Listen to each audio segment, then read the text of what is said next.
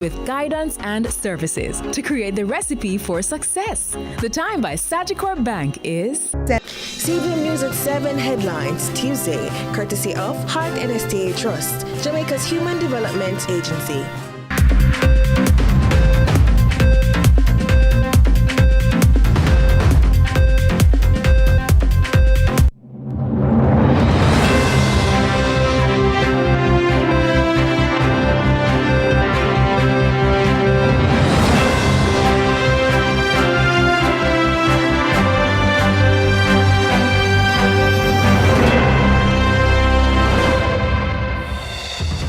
Tonight in CVM News at 7, a health ministry warning as excessive heat poses serious public health risks.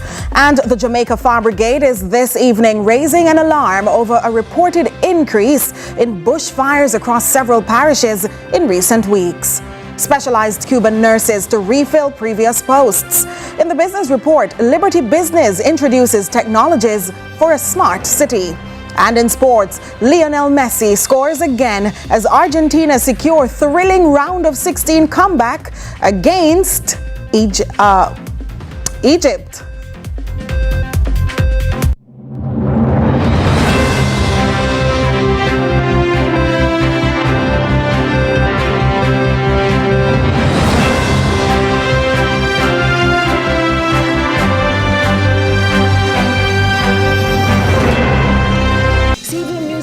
Headlines Tuesday, courtesy of Heart NSTA Trust, Jamaica's Human Development Agency. The greatest show on earth is here, and Fan Central goes into extra time for 39 days right throughout FIFA's Showpiece tournament. With a Pepsi in hand, of course. Catch the playbook with a tactical breakdown from our expert coaches. Come sit in our fan corner where you have your say on the day's action. Fame or shame, who were the best or worst players of the day? And have a laugh as we share some of the best reactions on social media. After the final whistle, it's extra time. Fan Central Extra Time.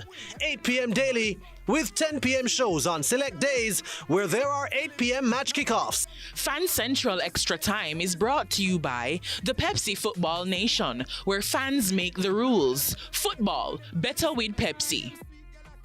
CVM News at 7 Tuesday, brought to you by KFC.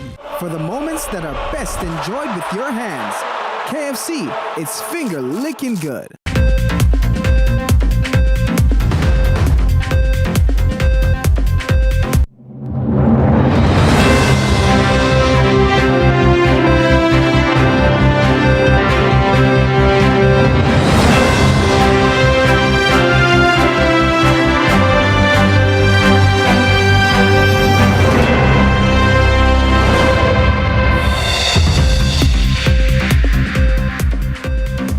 From Kingston, Jamaica, this is CVM News at 7 for Tuesday, July 7, 2026. I'm Nika Lewis. Thank you for joining us. While many are still awaiting surgeries and still rescheduling appointments for services offered under the recently terminated Cuban healthcare program, the wait might be made a little shorter. This as Health Minister Dr. Christopher Tufton, in an interview with our news team on Tuesday, says returning Cuban healthcare professionals will possibly reassume their posts they previously held within the local healthcare system. Natasha Williams sat down with the health minister and files this report.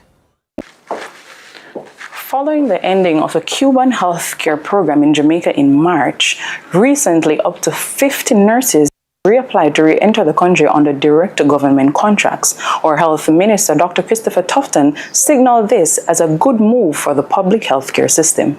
We have always said that this is not a goodbye. It's a new arrangement that we're putting on the table, and the response so far has been good. Good. So the number is actually over 40 or just? Initially 42 had stayed, but another nearly 50 have since applied. So that would bring the number up closer to 100. He stressed that the return of the Cuban nurses is part of a bigger drive to undertake a multinational approach within the healthcare system. Dr. Tufton said some of the nurses have already arrived in the island, and the only difference with the new arrangement is that they'll be paid directly by the government. Under the previous 50-year-long agreement, the Cuban Eye Care program was hailed as one of the most beneficial initiatives. Dr. Tufton says he's hoping to see some of the Cuban returnees occupying posts previously held. But they'll be deployed quickly because we know their efforts and their value, and it's just a matter of trying to. Some may go back to where they were, others may be reassigned. All our specialists, and we had some of the eye care people staying, so the program is still there, but many left, so we have to vote so that. So yeah, I don't know the specifics of those coming, but I do hope that some of them would be in that program. That would come as a great news for 87-year-old Lurleen Grant, who told our news team that she has made several appointments with the previous Cuban nurses at the St. Joseph's Hospital to have an eye care surgery done since 2024. And each time I come, they send me somewhere to do some tests. I went to the Heart Foundation, I did some tests, I bring back the results, and they told me they would call me. And I came the Wednesday, they told me they would call me. Only to find that on the Friday I was listening to news and they all went back to Cuba.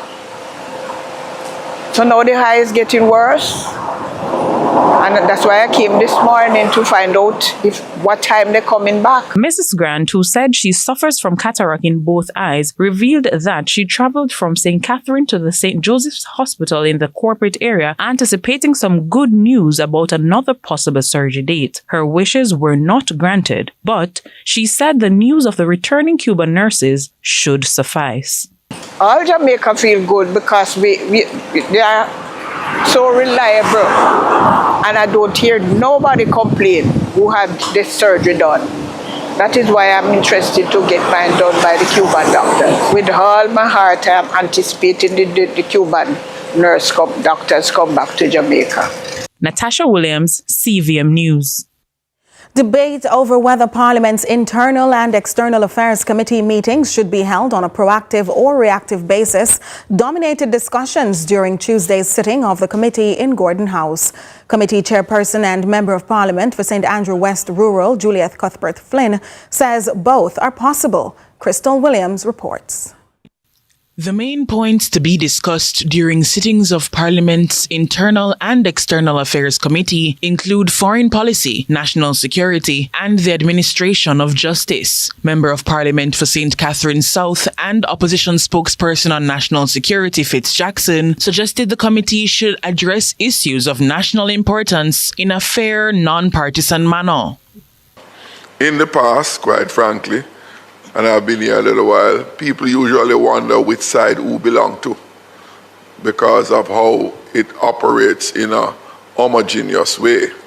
I would like that to be preserved. I must say I've seen a bit of deterioration in recent years, and it caused the committee to be as effective as it ought to be. One of collaboration, one as against one of an adversarial nature. Chairperson for the committee, Juliet Cuthbert Flynn, agrees, making it clear that the matters discussed should be done in one accord. She also suggests that meetings should be held regularly. On the scheduling of meetings, Deputy Speaker of the House and Member of Parliament for St. James Central, Heroy Clark, seeks to clarify what would inspire these meetings to be scheduled and conducted. Are we waiting on matters to come directly from Parliament, or do we take matters as we see them to discuss? And if so, because what you don't want to do, what we want to do is to set a framework of how we will meet or when we will meet. But if we don't have a matter of importance to discuss, then it don't necessarily mean that we have to, and hence the reason I ask, are we reactive or proactive? Member of Parliament for St. Anne South East and Shadow Minister of Rural and Community Development, Dr. Kenneth Russell, believes proactive meetings might be the better approach. When you look at what the standing order provides for, as you said, foreign policy, treaties and other international agreements, national security and the administration of justice. I would argue that there's always something that we should be looking at. And so if we're a proactive committee, we should set an agenda that would require us to be holding these things constantly under our review. Ultimately, Chairwoman Flynn says there can be both. It can be both, because things are always happening, or we may feel that as a committee there's something that we need to look at that is of national importance, whether it's national security or foreign affairs, that we need to look at as a committee, as a country, to make recommendations. And so I think it can be both. Crystal Williams reporting for CVM News.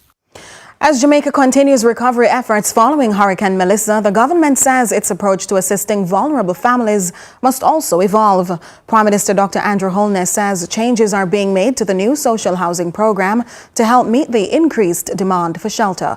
Kevin Black has more. The government's new social housing program is being refocused to support Jamaica's post-Hurricane Melissa recovery. Speaking at the handover of a house in Hope Bay, Portland recently, Prime Minister Dr. Andrew Holness said while the program remains committed to delivering 60,000 homes, its immediate priority is helping families rebuild in the hardest hit parishes. I am here today in Portland, which though affected, certainly not at the level of St. Elizabeth, Westmoreland, Hanover, St. James, Trelawney, and parts of St. Ann and Manchester.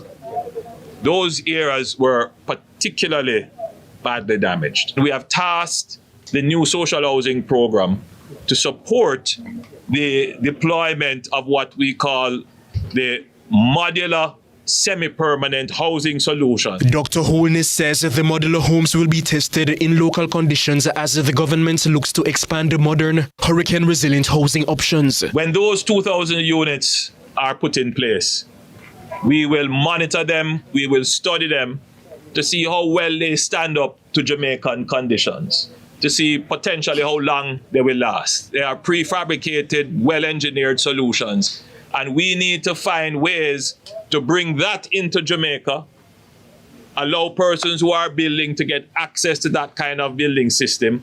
And instead of going to ply and zinc, we could replace that with more modern, aesthetically pleasing, more ergonomic building systems that give you more functionality and safety and more value. And the Prime Minister also urged beneficiaries to maintain the homes, live in them, and seek approval before making any structural changes. There is a social contract that we sign as an outward symbol from the beneficiary that they will, one, take care of the house. They will maintain it in a condition equal to or better than they received it. That they will live in the house and not rent it out. The other commitment is that everything that is done here must be legal. Legal light, legal water. You must consult with us if you're going to make any alterations to the structure. Kevin Black reporting for CVM News. Every public dollar must deliver real value for taxpayers while driving economic transformation. Finance and Public Service Minister Favour Williams made the point at the MSME Procurement Integration Project in Montego Bay, St. James, underscoring her ministry's commitment to strengthening small businesses and investing in their long-term success. Crystal Williams has more.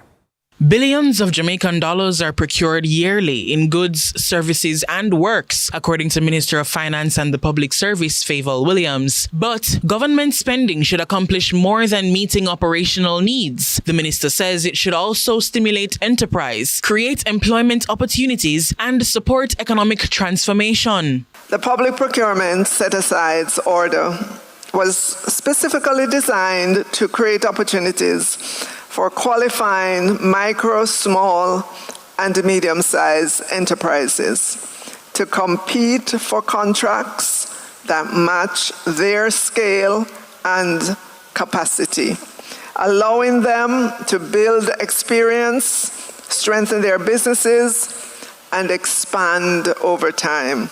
She emphasized that participation begins with visibility, as the government cannot procure from businesses that are not a part of the formal system. She says the set-asides framework recently announced in Parliament will help to make this process easier.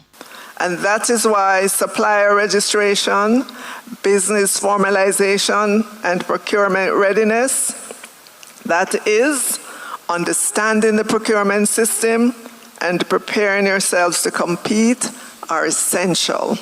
And we are making it easier for you to enter, to upload your information, and we're going to be monitoring the set-aside to ensure that it is actually happening. The government also recognizes, however, that procurement alone is not sufficient to build successful businesses. MSMEs also need access to financing, technical assistance, training, markets, and investment capital. That is why this initiative forms a part of a broader national strategy to strengthen Jamaica's entrepreneurial system. Through the Ministry of Industry, Investment and Commerce, businesses continue to receive support for formalization and business development. Crystal Williams reporting for CVM News. CVM News at 7 continues in a moment.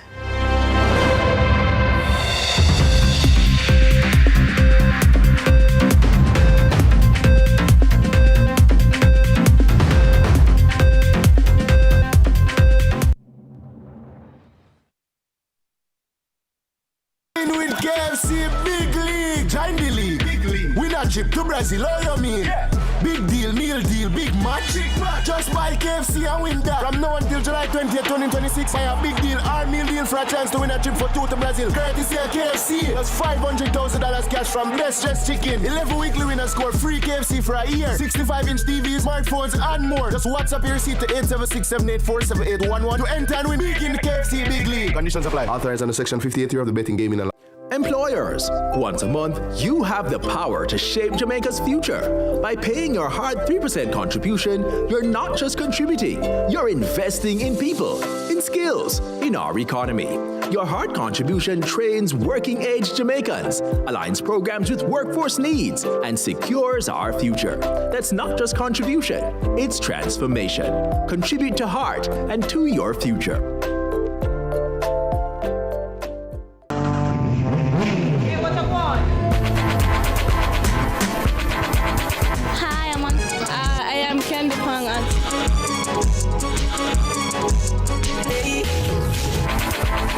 Watagwan. Watagwan. Datagwan. Watagwan. Watagwan. Mondays, Wednesdays, and Fridays at 8 a.m., 1:30 p.m., and 10 p.m. on CVM TV. Datagwan pa Watagwan.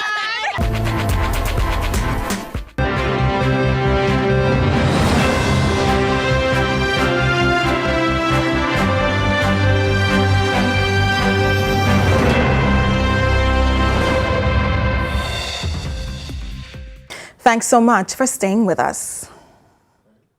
With Jamaica experiencing increasingly high temperatures, the Ministry of Health and Wellness is warning that excessive heat poses a serious public health risk and is urging Jamaicans to take steps to prevent heat-related illnesses, including heat stroke. Carla Ramdeen reports.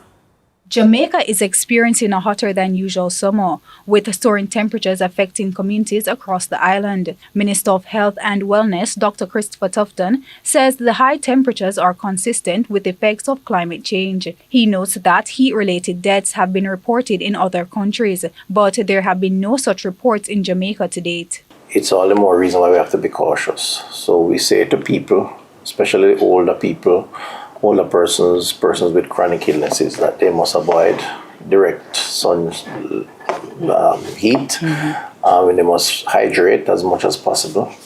And I want to tell many who would listen, hydration doesn't mean once it's a fluid, it will hydrate you. If you drink alcohol, an energy drink, or drink strong sugary drink, the hydration effect is going to be suboptimal. Meteorologist Javoy Sawyers says the intense heat is being driven by the above-average sea surface temperatures across the tropical Atlantic, combined with more frequent incursions of the Saharan dust into the region. He explains that these conditions are contributing to hotter days and warmer than normal temperatures. So we're expecting a general warmer than average temperature across much of, well, all of the island. Particularly expecting more an increase in the overnight lows, expecting the lows not to be as low as usual. Normally, the lows would be around 24, 23, 22 degrees. Now we're looking at lows around 26, 27, in some instances 28 degrees, which is quite warm for overnight temperatures. Meanwhile, medical doctor Lucian Jones says that the extreme heat can result in serious heat-related illnesses, including heat stroke, which can be fatal. He's urging Jamaicans to stay indoors when possible and keep well hydrated. Dr. Jones also recommends that children engage in outdoor activities early in the morning or later in the evening to reduce their exposure to high temperatures. It's hot even for Jamaica. Lots of people are having to be using air conditioning at night just to get some relief. We need to be careful, just as careful as they are warning people now in Western Europe. Not because we live in a tropical country and we're accustomed to the heat. We can take it lightly. People can get heat stroke. We need to be well hydrated and stay out of the sun, especially those laborers who work outside. Carla Ramdeen, CVM News. Meanwhile, the Jamaica Fire Brigade is this evening raising an alarm over a reported increase in bushfires across several parishes in recent weeks. The brigade is appealing to the public to take precautions to protect themselves during the intense heat, while also avoiding activities that could spark fires. Amoy Harriet tells us more. The days are getting hotter and hotter. And by all indications, it's only getting hotter. The average global temperature has increased by a little more than 1 degree Celsius when compared to previous decades. And as the temperatures rise, so too does the risk of fires. Last week alone, firefighters responded to 2 separate blazes, one of which left several persons homeless in St. James, and the other gutted several businesses in Trelawney. But according to Acting Assistant Commissioner for Area 2 of the Jamaica Fire Brigade, Roland Walters, house fires aren't even the main problem. In Area 2, which comprises Trelawney, St. Anne, St. Mary, and Portland, there is an uptick in bushfires. Every day, each division can have upwards to 10 bushfires running. So there is an uptick in bushfires at this time. With the heat forcing more people to stay indoors and rely on fans and other cooling devices, Acting Assistant Commissioner Walters is urging Jamaicans to ensure their electrical systems can handle the extra demand. You will be in a room and you have 2 fans running at the same time. Never overload your circuit because you're hot. Ensure that you check your extension cords for heating. If the cords are shaved, do not use them. Do not use gasoline or kerosene oil to light a fire or to reignite the fire, to increase the fire, especially gasoline. Gasoline is very violent when it comes in contact with any heat source. So you never do that. Parents are also being cautioned.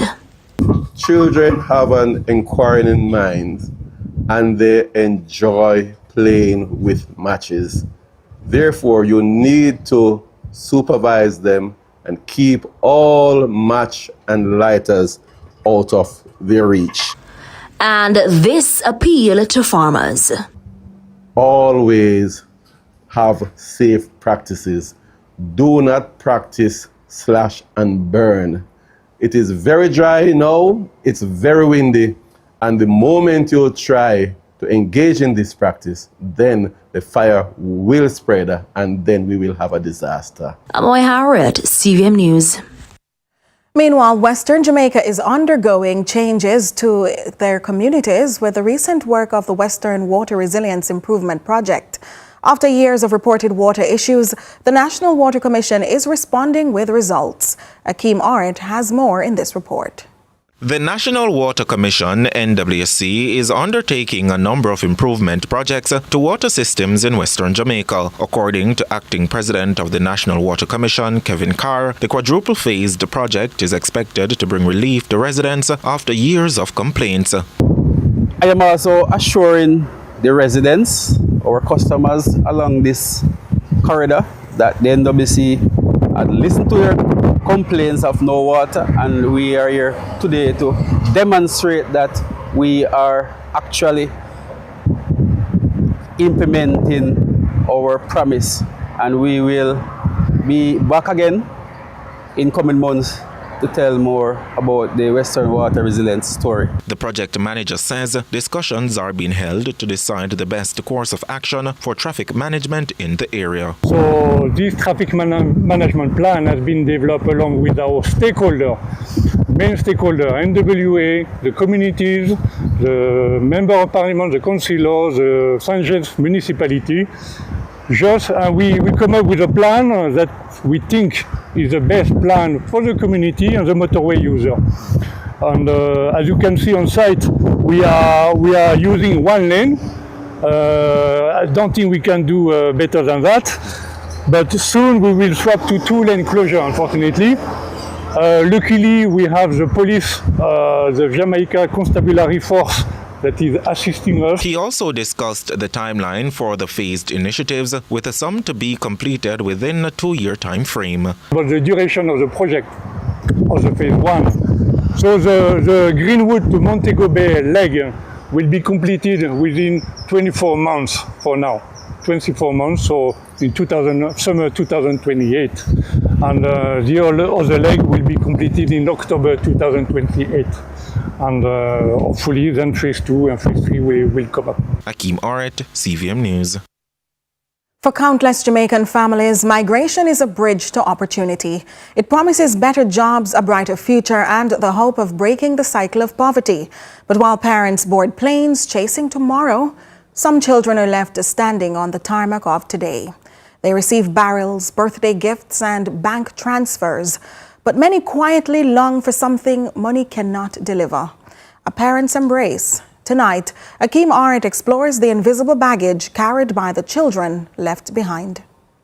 Across Jamaica, thousands of children are growing up in homes where love is present, but a parent is not. Grandparents become mothers again, uncles become fathers overnight. Phone calls replace bedtime stories, video chats substitute for hugs. But can they? And while remittances help pay school fees and buy new shoes, psychologists say emotional security cannot always be wired through a bank account. The first secure attachments we develop are with our parents and caregivers. And when a parent migrates, it can impact the attachment that the child makes.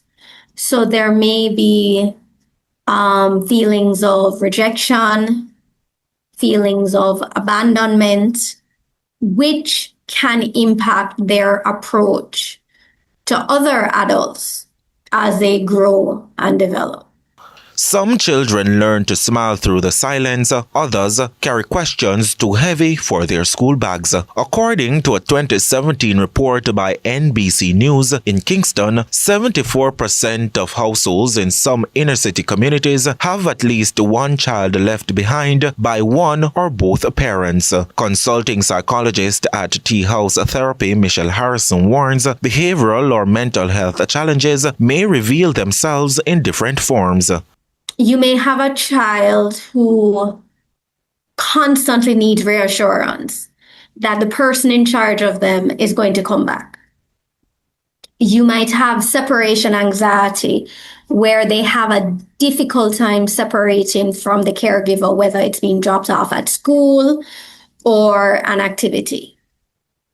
Some children externalize their emotions, so you may have what we call acting out behaviors. So they may do things in the classroom to get the attention from the teacher. In the meantime, not every story ends in heartbreak. Many families intentionally nurture strong bonds across oceans through consistent communication and emotional reassurance. But Ms. Harrison says it is not simply the miles between parent and child that shape the outcome, it is what fills those miles. When you think about, especially when you think about children who might respond to physical affection, being able to get a hug, or having the experience of when they get hurt, having a parent comfort. And so for many children, while the parents do a very good job of providing that financial support, they still describe this sense of longing because it doesn't replace that emotional connection.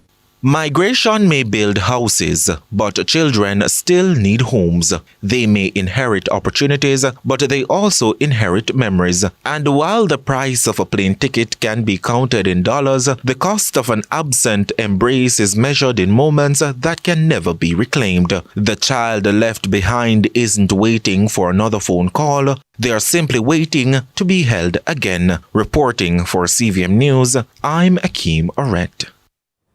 We take a break. Stay with us.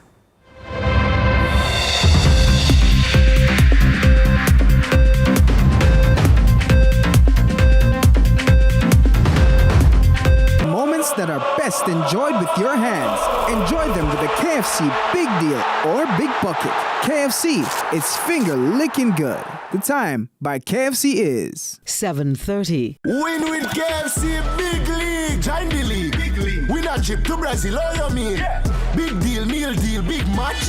Just buy KFC and win that. From now until July 20th, 2026, buy a big deal or meal deal for a chance to win a trip for 2 to Brazil. Courtesy of KFC. That's $500,000 cash from Best Dressed Chicken. 11 weekly winners score free KFC for a year. 65-inch TVs, smartphones, and more. Just WhatsApp your receipt to 876-784-7811 to enter and win big in the KFC Big League. Conditions apply. Authorized under Section 58 of the Betting, Gaming and Lotteries.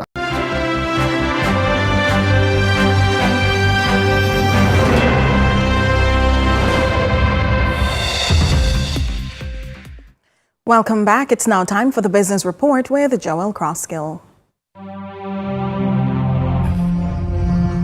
Lots to share with you in the Business Report today. As people across the planet watch world-class technicians at work, Liberty Caribbean, operators of Flow, and Liberty Business, having officially launched its 5G mobile network in Jamaica, put on a clinic on what the next generation of telecommunication technologies can unlock for Jamaica's growth and transformation. And while the island nation may not have been able to showcase it on the world stage in 2026, the forward-thinking impetus to operate in a digital-first environment can, as of now, benefit from world-class technologies, as described by Senior Business Development Partner Carol Robertson. Smart city is a buzzword that everybody keeps talking about, but what does it really mean?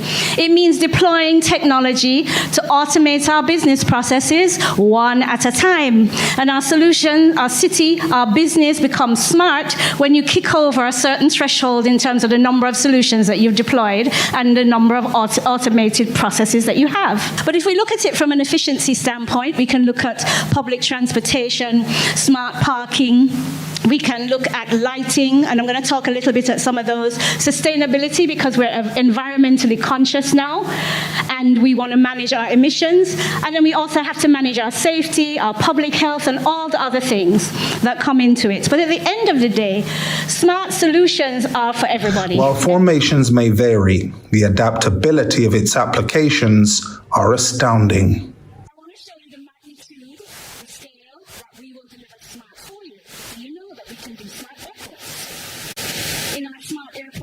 We can manage the immigration process. We can install EVs. We can manage the entire end-to-end process. And I'll stop there and just say one thing. For me, transformation, business transformation, is about automating your processes. Right?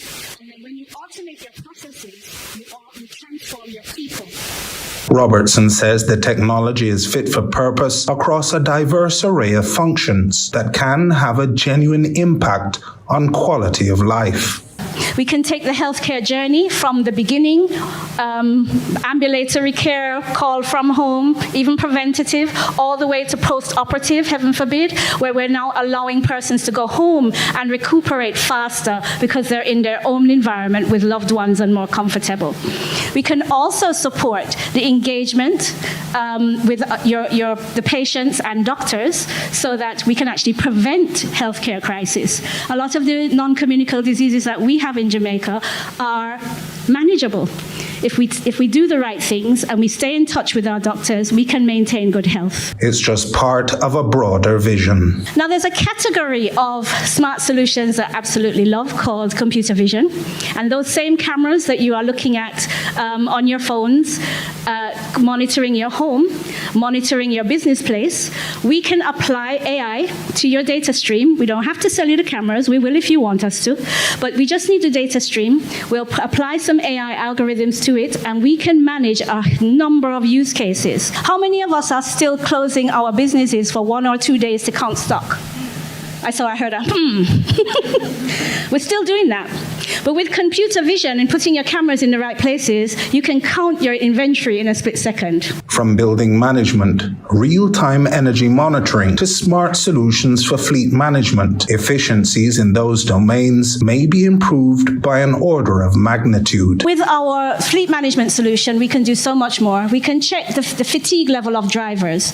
We can detect bad driving. We can monitor the engine to determine if it's time for preventative maintenance, not responsive repair. However, Kevin Gordon, CEO, Simply Secure, and Kamla Hamilton, Senior Product Manager for Cybersecurity, both cautioned against getting caught out of position by bad actors who have undergone their own digital transition to AI and who will increasingly consider testing the defenses of Jamaica and its businesses. Cybersecurity is the key enabler for my business outcomes. Because think about it, all of the transformation that you've been hearing about, the infrastructure, will it make any sense if you suffer a cybersecurity breach? I don't think yet we have realized that we are now prime targets, because we have still, a lot of us are still in the mentality that the things that we had before, the policies we had before, the controls we had in 2004, 2010, we still have people with Windows 7 machines. There's one cyber threat actor that created an entire scenario on Zoom. They had the entire company directory, and they took out the individuals, created an avatar for them that looked like the individuals, called the meeting with the finance director, and then the individual thought that he was talking with somebody legitimate and sent a couple $1 million across because he thought it was legitimate. The landscape is changing, the threats are changing, and we also have to change. With all of the investment that is pouring into the region, you're going to realize that just being financially sound is not going to be a green flag for any type of investment. Right? Your cybersecurity posture, your hygiene, how do you deal with incidents? That is going to be the new vector or index by which you are measured for any type of potential investment. And that was your business report. I'm Joel Crossgill. Here now is Michael Paul with social media.